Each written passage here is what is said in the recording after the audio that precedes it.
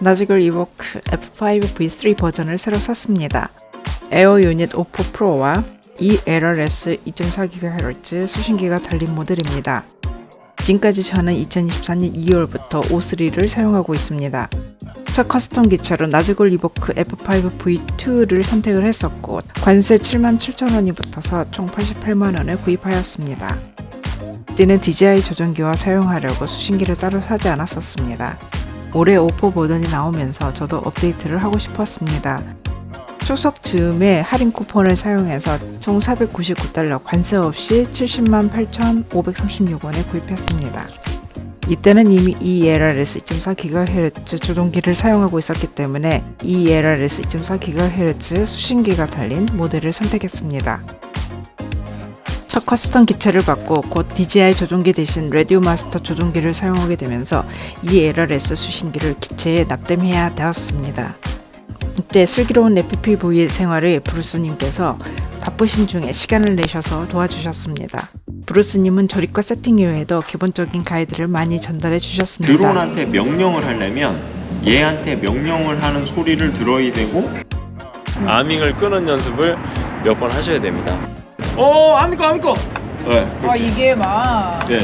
만들어. 네, 얘는 그리고 권리적으로 예전에 드론을 멀리 보내고 나서 고글 배터리가 4%밖에 남지 않았다는 것을 알고 곧 화면이 꺼지겠다 생각해서 사람이 없는 곳을 골라 기체를 일부러 추락시킨 적이 있습니다. 이러한 조치는 더 큰 사고를 막는 데 도움이 됩니다. 이후로 나즈골과 O3로 많은 비행을 했습니다. 많이 떨어져 보고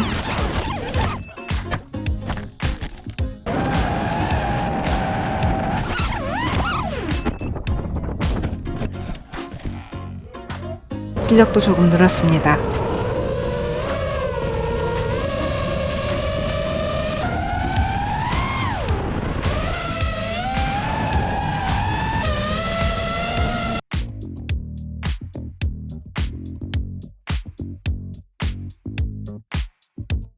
첫 기체라서 서툰 주인 손에서 고생을 많이 했습니다.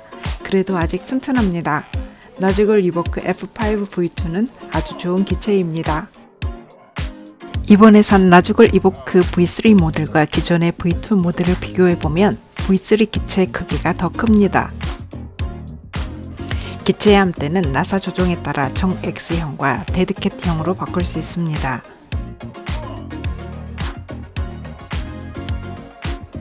에어 유닛 위치는 기존에는 뒤쪽에 있었는데 이번에는 앞쪽으로 옮겨왔습니다. 에어 유닛 렌즈도 O4가 O3보다 큽니다. 안테나도 O4가 더 큽니다. 기존에는 제가 수신기 안테나를 따로 사서 앞쪽에 달았었는데 이번에는 안테나가 뒤쪽에 이미 달려 나왔습니다.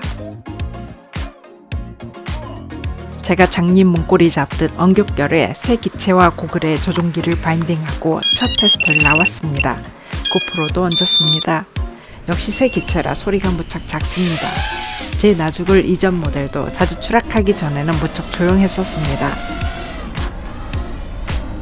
이번 O4 프로에서 가장 두드러진 것은 O3보다 강해진 비트레이트였습니다. O3는 기체가 낮게 날거나 전파에 방해가 되는 지형 지물을 통과하면 비트레이트가 뚜렷하게 감소하면서 비디오 전송률이 나빠졌습니다.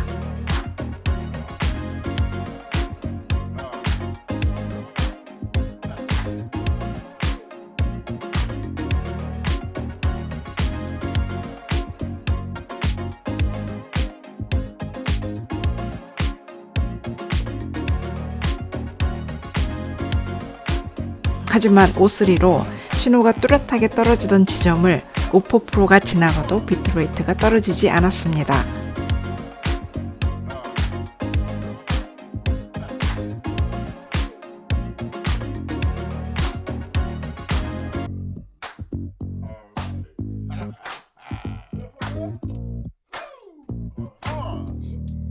배터리가 없어서 곧 돌아와야 했지만 조종기 뒤편으로 날려도 꽤 오랫동안 신호가 떨어지지 않았습니다.